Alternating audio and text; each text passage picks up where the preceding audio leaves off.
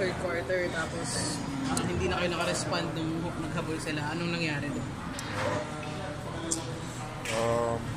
Papasok yung tira nila sa labas. Talent ko. Bounce back na lang.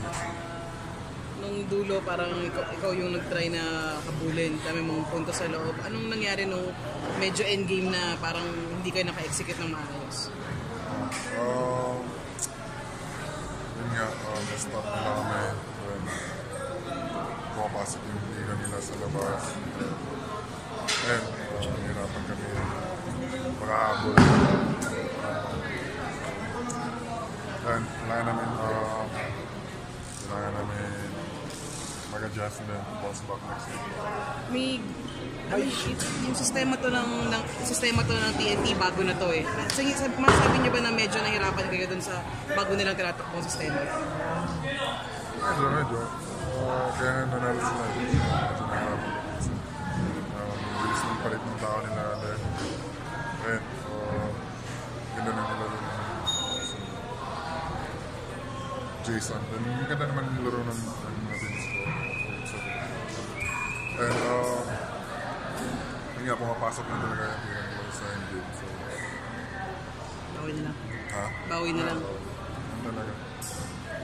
May frustrations ba kahit maaga pa yung season, pero tuto na kayo? Sino ba ang matutuwa ko ng mga bata, diba? Pero party na practice namin. So, challenge sa amin kung paano namin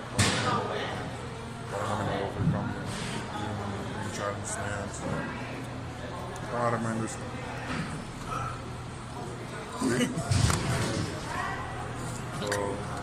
Si Daruela, gusto ang kalaban mo ulit siya? Masaya ako para sa kanya. Siya nakakaroon siya sa nangyari. So, masaya ako para sa kanya.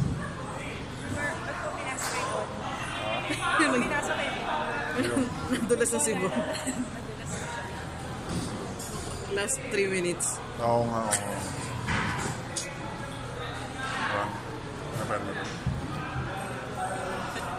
Thank you, bye! Thanks, bye!